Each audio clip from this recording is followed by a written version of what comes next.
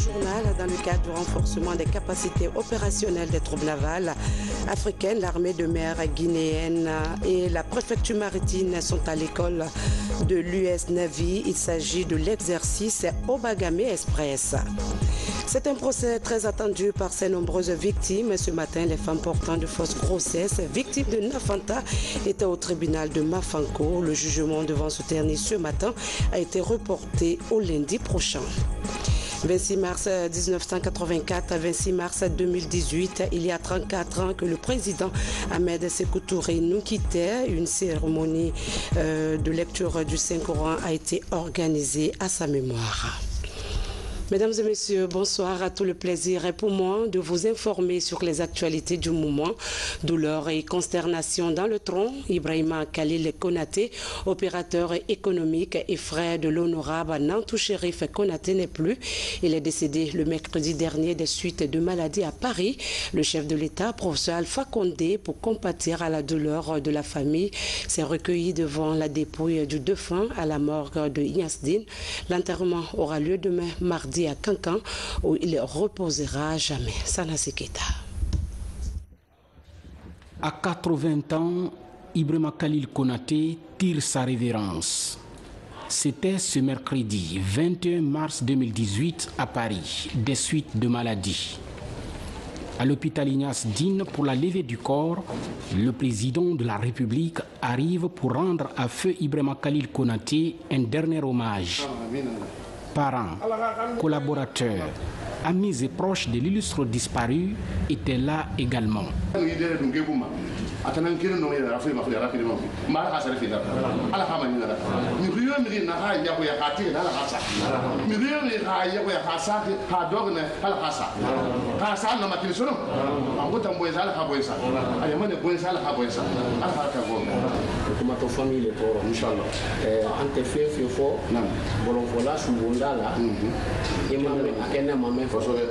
kata ada ambulara anu nyamakara ankoro menmo ole lani inshallah ole min ka doro te kinyo fe ole jamana no kunabi ala masumara amin donc nous bara la kasa masake kata jangoro ni ndamina ra ko wasini na boya ma ko wasi francis a wodi bona a recommandation na bunya famille ko ka barka ibo ko ke moye sarakureta la wole barka ani do inshallah ante se foi fala ya amamendo ante se foi fala nya amamenke donc mais ante se na la ya fana ay déplacer ka ba la palais la kanaya o kene famille mena kuro ali deni be sey la bidina men ko no ya o kan ka fanya ko barka pani ci ko mara.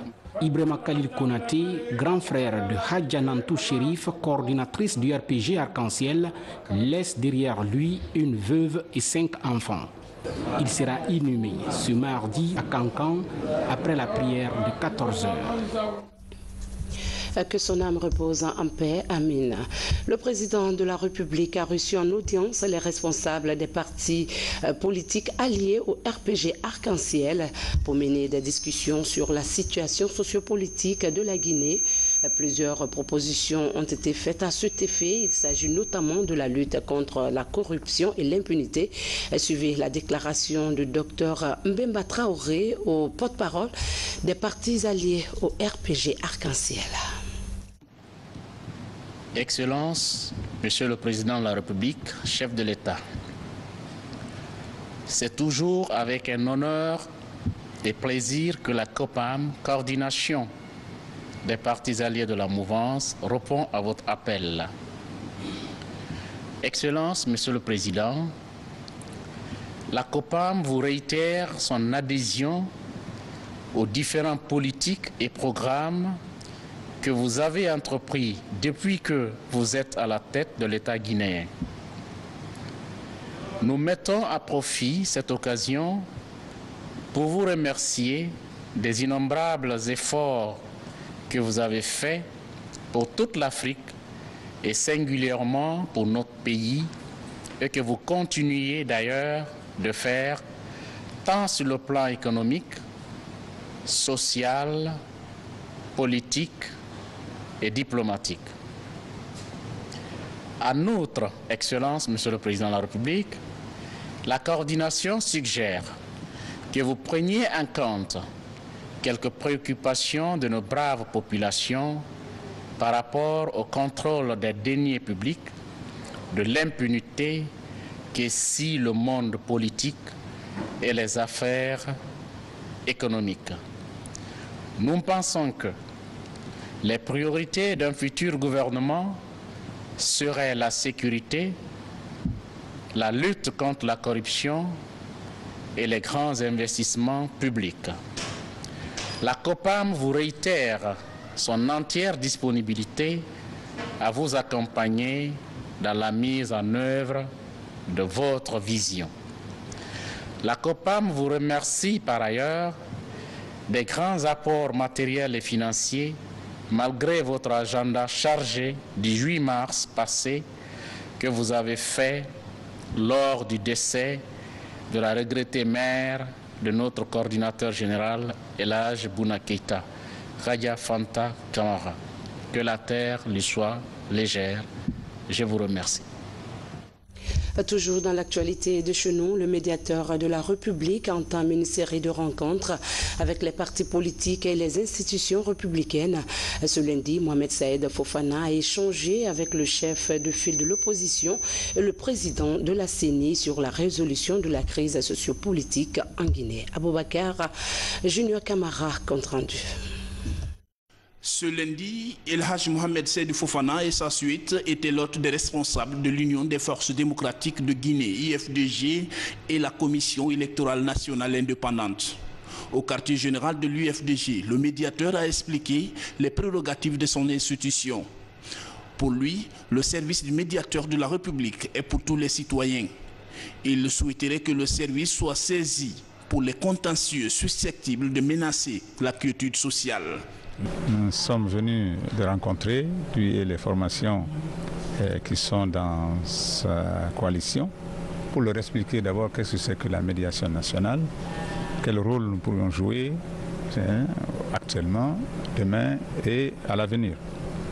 J'ai promis l'impartialité, qui est un gage, n'est-ce pas, de notre crédibilité, pour que nous puissions aider les Guinéens et les citoyens tout court. Donc je compte, n'est-ce pas, sur sa compréhension et la compréhension de tous les partis de la mouvance pour que les problèmes guinéens puissent être examinés par les Guinéens.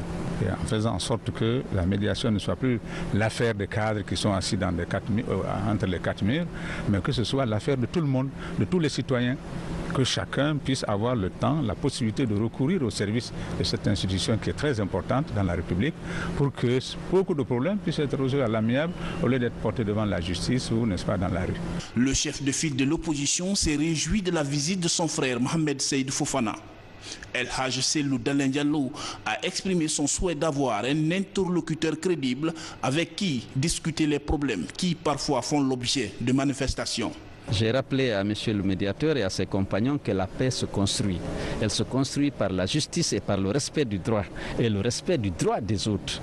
Si il va sa volonté d'aider à ce que les préjudices subis soient réparés, à ce que le droit soit respecté, bien entendu, nous ne pouvons que le soutenir, même lorsque ce n'est pas à l'avantage de nos partis respectifs. Nous souhaitons que prévalent dans ce pays le droit, la vérité et les bonnes pratiques. Du quartier général de l'UFDG, la délégation du médiateur est reçue par Maître Salifou Kébé, président de la CENI. Après la présentation du rôle du médiateur de la République, les échanges étaient accentués sous la responsabilité de chacun pour le maintien de la paix et l'unité nationale. Monsieur le médiateur et toute son équipe sont venus à la rencontre des commissaires de la CENI dans le cadre d'une tournée de prise de contact. Il y a des procédures de saisine du médiateur de la République et ce n'est pas à la CENI de le saisir. Lorsqu'il sera saisi, nous serons à sa disposition pour lui fournir toutes les informations à notre possession. El Hadj Mohamed Saïd Fofana poursuit donc sa série de rencontres avec tous les partis politiques et les institutions de la République.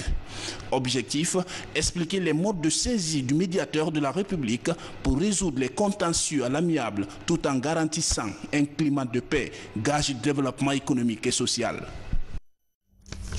Direction Mamon où s'est tenue la 21e session de la revue annuelle de la radio rurale de Guinée avec pour thème principal la radio rurale, quelle approche participative contre l'immigration clandestine. L'approche a permis aux participants de se pencher sur la problématique de l'immigration et de faire des propositions de stratégies de communication adaptées à cette actualité. Cheikh Sanoussi 5 ans, reportage. Cette rencontre est désormais un fait habituel pour ce médium de proximité. Elle est une plateforme de concertation qui permet de passer en revue tout son fonctionnement en vue de rebondir face au comportement des citoyens à la base par rapport à l'actualité et aux réalités des communautés. Cette année, les échanges ont porté sur la lutte contre l'immigration clandestine, un fléau devenu préoccupant face auquel il faut conjuguer les efforts pour aboutir à de meilleurs résultats. La radio rurale a une certaine maturité et c'est cette maturité qui se caractérise par le fait que désormais, chaque station est libre dans ses manœuvres et la responsabilité a été plus accrue au niveau des stations et surtout, cette fois-ci, de la société civile à travers les comités locaux de développement et les communautés à la base. Après de larges concertations en panel et en plénière, ces professionnels de la communication de proximité se sont réjouis de l'implication des autorités. Réaliser des émissions d'information et de sensibilisation, impliquer les immigrés rapatriés par OIM ou volontairement revenus dans la réalisation des émissions, expériences vécues et conseils à prodiguer. Les recommandations issues de ces travaux sont très prometteuses. J'ai la ferme conviction que les résultats issus des travaux, régulièrement ponctués de débats houleux, fondés surtout sur le développement des communautés et la transparence dans les différents panels, sont une riche moisson qui aidera à qualifier davantage nos méthodologies de conception et de diffusion des programmes d'animation. Vous avez envisagé des dispositions appropriées pour plus de dynamisme et d'implication efficace de la société civile à votre fonctionnement. Donc c'est dans l'application effective de ces documents que le gouvernement du président Alpha Condé et les populations apprécieront votre disponibilité et votre engagement. Pour le meilleur fonctionnement de ce médium, au courant de cet exercice 2018, la revue a voté en dépenses et en recettes un budget qui s'élève à un peu plus de 5 milliards de francs guinéens. Santé publique, parlons à présent des perspectives d'amélioration de lutte contre la rage. Les morsures de chiens constituent le vecteur de contamination de la maladie. Pour briser le fléau, une rencontre d'échange s'est ouverte ce matin à Conakry pour doter le pays d'un plan d'action intégré afin d'éliminer ce fléau d'ici 2030. C'est une initiative de la FAO sous un financement de l'USAID. Lancé Kamisoko, Abdoulaye Diallo. Renforcer le système de surveillance de lutte contre la rage en Guinée est l'objectif de cet espace d'échange entre les différents acteurs. La rage est une maladie qui attaque des animaux à sang chaud. Elle se transmet à travers la morsure d'un animal contaminé. Elle est mortelle à 100% lorsque les infections zoonotiques sont avérées.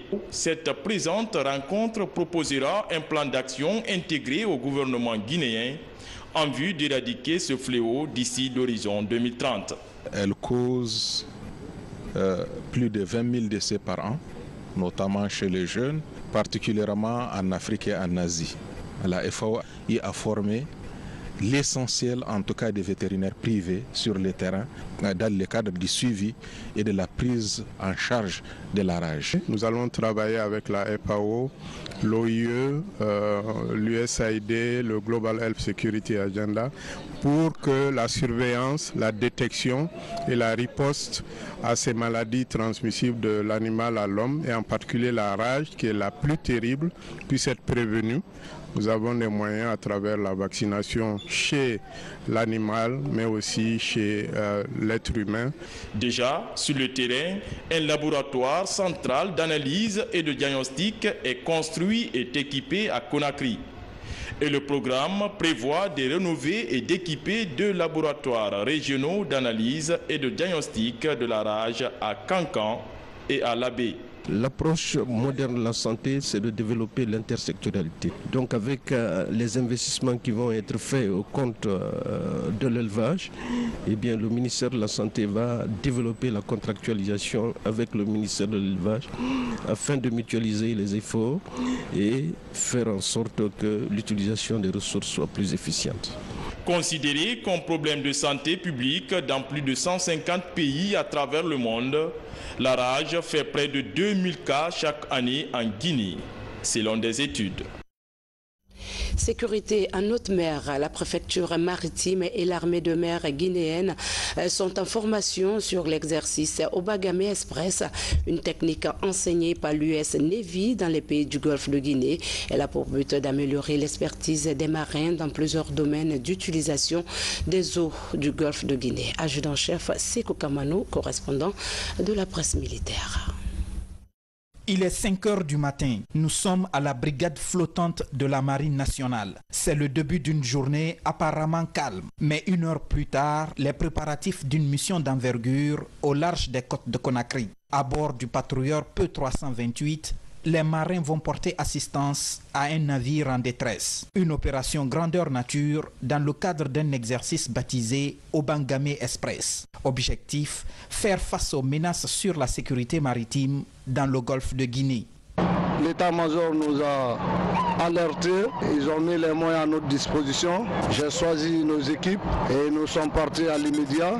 On a secouru. C'était un feu de classe A dans la machinerie. Le chiffon est resté sous l'effet de la chaleur sur les machines et ça a pris du feu. Avec le groupe d'attaque, le groupe Protect et le groupe soutien, nous avons intervenu en moins de 45 minutes. Le feu a été éteint. Organisé par le commandement des États-Unis pour l'Afrique, AFRICOM, en synergie avec l'état-major de l'armée de mer et la préfecture maritime, l'exercice Obagame Express mobilise cette année une vingtaine de pays du golfe de Guinée. Notre pays évolue dans la zone F avec le Ghana, le Libéria, la Sierra Leone et la Côte d'Ivoire. Ça, c'est un entraînement qui a pour sens d'abord la connaissance entre les différentes marines des différents pays riverains du golfe de Guinée. Le programme du chef d'état-major national des armées, c'est la formation et les entraînements. Donc cet exercice rentre dans ce cadre de l'entraînement des forces navales guinéennes. Amorcé en 2010,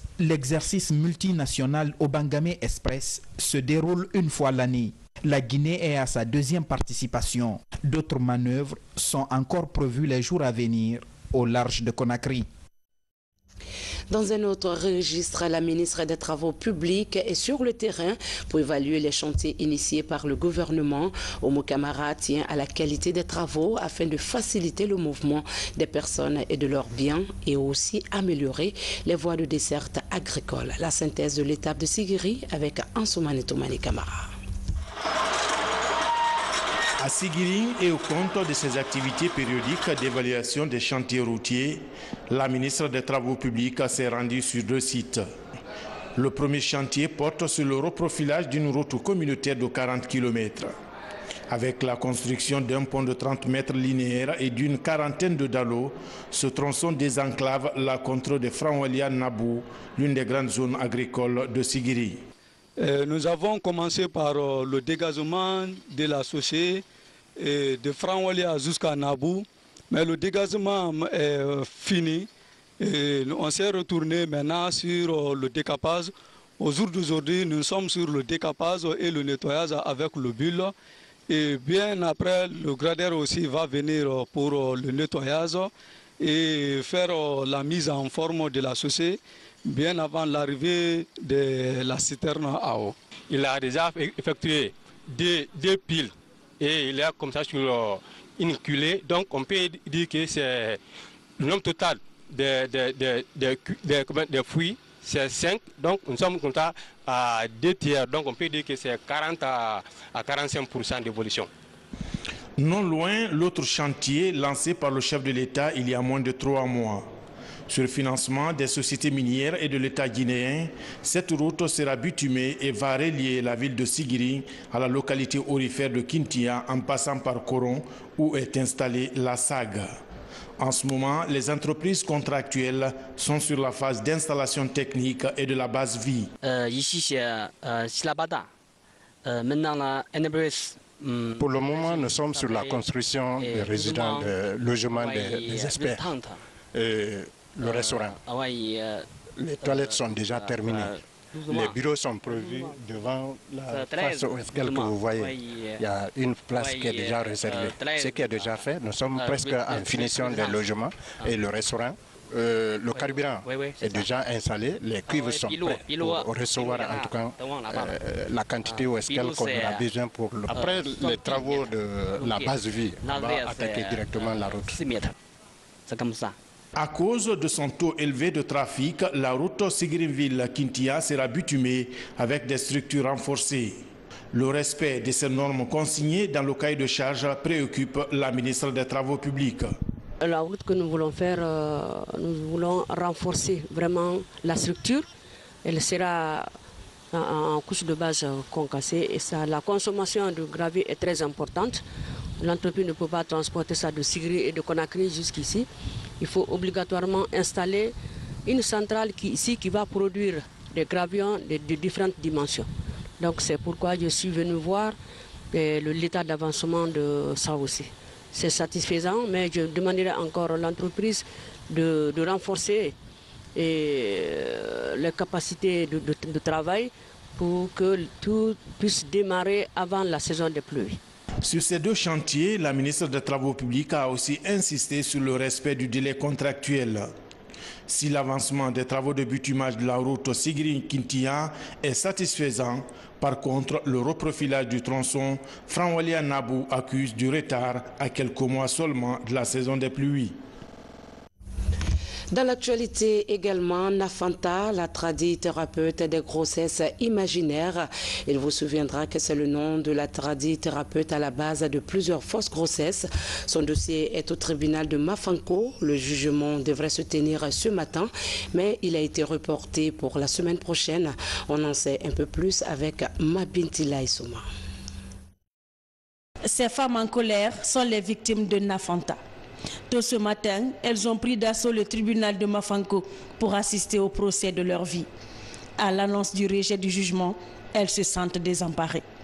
Aujourd'hui, on nous a dit que c'est le jour de jugement. Nous sommes venus, on ne l'a pas trouvé ici. Il faut qu'elle vienne. Ce qu'elle nous a fait, vraiment, moi, je suis fâchée. Dépassée même.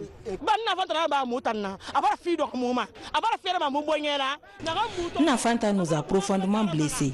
Notre vie a basculé. Nous avons perdu nos foyers. Nos cœurs sont meurtris. Nous voulons vraiment des réponses de la part de Nafanta.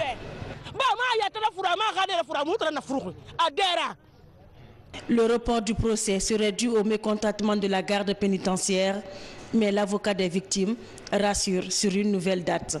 Nous avons été appelés depuis la semaine dernière pour l'audience d'aujourd'hui. Mais malheureusement, nous sommes arrivés et nous avons trouvé une situation un peu délicate. C'est la garde pénitentiaire qui est partie en grève. Et sans la garde pénitentiaire, on ne peut pas extraire les détenus de la maison centrale. Donc l'audience a été renvoyée pour le moment. Je pense que l'audience aura lieu le lundi prochain. Arrêtée le 16 janvier dernier par les services spéciaux de lutte contre le grand banditisme et le crime organisé, la fameuse tradithérapeute Nafanta Kamara est accusée d'intoxication, de manipulation. Ses victimes, portant de fausses grossesses, réclament justice. Elles attendent avec impatience l'ouverture du procès. Sensibilisation des jeunes étudiants face à l'immigration clandestine à l'université de Kindia. Pour les éviter à s'exposer à cette aventure, une conférence a été animée par le ministre de l'Enseignement supérieur, Yero Baldé, sur les méfaits du fléau. Il invite les jeunes à s'investir activement dans leur pays. Francis Collet. L'université de Kindia dans la lutte contre l'immigration clandestine. Les méfaits de la migration irrégulière sont exposés devant les étudiants en vue de les dissuader de cette aventure périleuse. Cette conférence a été organisée en partenariat avec l'OIM. Nous avons voulu faire cette conférence pour éviter désormais aux autres de partir, parce qu'il y en a qui partent parce qu'ils ne savent pas. Nous avons voulu les heurter dans leur conscience pour leur dire qu'il y a toutes les potentialités ici et que partir c'est mourir, partir c'est se perdre. Voilà l'objectif. Nous, du côté de l'enseignement supérieur, nous pensons que la formation est un levier pour lutter contre l'immigration clandestine. D'où notre préoccupation pour qu'il y ait adéquation de formation et emploi, offrir des opportunités aux étudiants et créer aussi des centres où il y a la possibilité d'aider les étudiants à pouvoir créer leurs propres entreprises. Le témoignage d'un étudiant qui a frôlé la mort dans le désert a été le point culminant de la sensibilisation contre l'immigration clandestine. Le message que j'ai lancé à mes chers étudiants, c'est de rester en Guinée, de ne plus tenter l'aventure, de ne pas se retrouver comme moi je me suis retrouvé dedans. Donc, Dieu nous a tout donné en Guinée ici, un merveilleux pays, donc de continuer sur les études. Des prestations musicales et théâtrales ont aussi permis de sensibiliser contre la migration irrégulière et passer des messages de paix. Fin de la 62e session des Nations Unies sur la condition de la femme en présence des délégations venues de par le monde. Objectif, accélérer l'autonomisation des femmes de cette couche vulnérable en milieu rural. Parmi les recommandations, l'accès des femmes aux NTIC et à l'énergie. Fatoumata Samoura, correspondante basée à New York.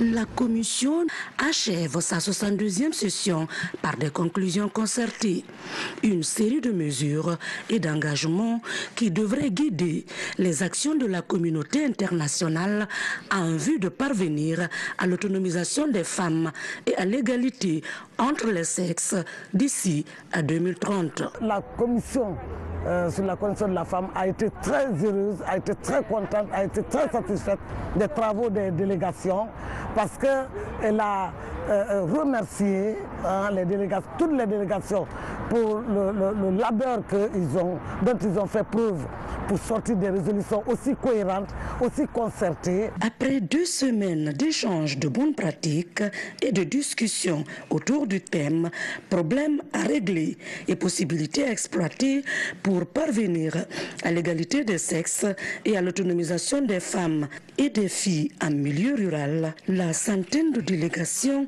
adoptent par acclamation plusieurs résolutions.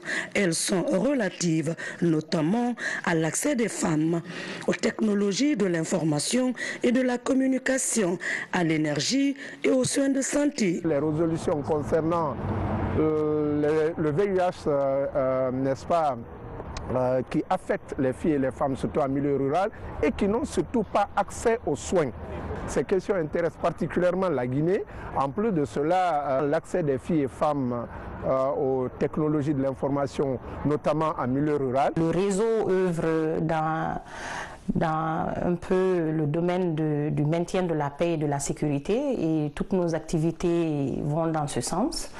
Et moi, je ne ferai que relater ces résolutions à mes collègues qui ne sont pas là, et aussi insérer ça dans notre programme comme nos activités pour le reste de 2018 et les années à suivre. Il faut reconnaître que dans un grand nombre de pays, les femmes s'expriment et agissent pour que leurs droits soient reconnus au même rang que ceux des hommes. 26 mars 1984 à 26 mars 2018, il y a de cela 34 ans que le père de l'indépendance guinéenne nous quittait. Pour commémorer cette date, une lecture du Saint-Coran a été organisée à sa mémoire à la grande mosquée Faisal afin que Dieu repende sa grâce sur le défunt. Diane Ansané nous signe ce reportage. 34 ans après la disparition du feu président Ahmed Sékou Touré, plusieurs Guinéens commémorent l'événement. Comme chaque année, une cérémonie de lecture de Saint-Coran est organisée à la grande mosquée Faisal. Une occasion de se souvenir de l'homme et de ses œuvres et de prier pour le repos de son éternelle âme. Je suis là aujourd'hui pour témoigner de toute ma reconnaissance vis-à-vis de l'ancien président de la République de Guinée, du fait que, à son temps, fils de paysan que je suis, il n'était pas possible, n'est-ce pas, d'avoir ce niveau intellectuel si ce n'était pas par les efforts de la Révolution. Parce qu'à notre temps, la scolarité n'était pas payée. Les parents, paysans qu'ils étaient, n'avaient pas la possibilité, n'est-ce pas, de financer, n'est-ce pas, nos études. C'est un jour une grande reconnaissance pour tout un peuple, pour ceux qui savent se souvenir. Celui que nous honorons ce matin ici, à l'occasion de son 34e anniversaire de sa mort, avec d'autres de ses compagnons, dans toutes les difficultés, nous ont amenés à l'indépendance. Aujourd'hui, les jeunes nés après sa disparition ne sauront jamais comment ce pays a accédé à l'indépendance. Père de l'indépendance guinéenne, le président Ahmed Sékou Touré est décédé le 26 mars 1984 des suites de maladies à Cleveland, aux États-Unis d'Amérique. Le régime révolutionnaire du leader du PDG RDA a permis à la Guinée d'amorcer son élan de développement socio-économique après son indépendance en 1958. On rend grâce à Dieu et on se rend compte que le peuple de Guinée ne sera jamais perdu, comme tous les peuples du monde.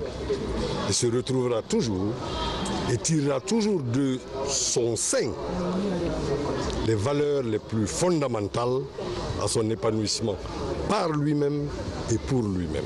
Je veux dire simplement aujourd'hui au peuple de Guinée que tous les avenirs sont possibles. Et nous vous rassurons que renforcés par notre histoire, garantis par notre volonté, nous, Parti démocratique de Guinée, nous participerons à l'émancipation effective du peuple de Guinée et du reste de l'Afrique, par la grâce de Dieu. Après la cérémonie de prière à la mosquée Faisal, le mausolée est visité par les parents et hauts fonctionnaires du pays. Un autre moment de recueillement et de souvenir. Sport, avant de nous quitter, la Fédération guinéenne de football a tenu sa 16e assemblée générale élective. Colonel Alpha Souma est élu président de cette fédération pour un mandat de 4 ans renouvelable. Il remplace ainsi Mori Keïta qui occupait ce poste depuis 1972. Djibril Camara nous fait le compte-rendu. Durant les 2 jours de travaux à l'Académie olympique nationale, les membres statutaires ont révisé et adopté les statuts et règlements intérieurs de la Fédération guinéenne de volleyball. À l'issue de ces travaux, un nouveau bureau exécutif de 20 membres présidé par le colonel Alpha Souma a été élu pour un mandat de 4 ans. La priorité pour moi d'abord, c'est de chercher à faire la réconciliation entre l'équipe sortante et la nouvelle équipe et les personnes ressources. Il faut qu'on s'asseye, qu'on discute les problèmes et tracer la feuille de route. Le colonel Alpha Souma, c'est un homme intègre, honnête, loyal, très sérieux. Mais comme il est très discret, on ne le voyait pas. Mais à chaque fois qu'il y avait des événements au sein du volleyball, surtout des événements sociaux, décès par exemple et tout, il était présent. Cette assemblée générale élective a eu lieu grâce à l'implication technique et financière du ministère en charge des sports. Aujourd'hui, la nouvelle génération veut prendre le devant à l'image des autres fédérations pour vraiment créer du dynamique au sein de cette fédération.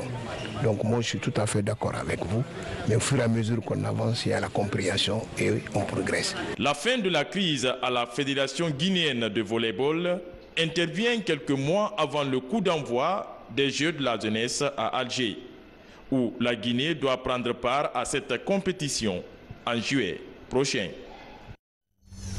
Voilà, nous sommes au terme de cette édition. Merci de votre aimable fidélité. Excellent suite de programme sur la chaîne qui a pour mission de vous servir. Bonsoir à tous.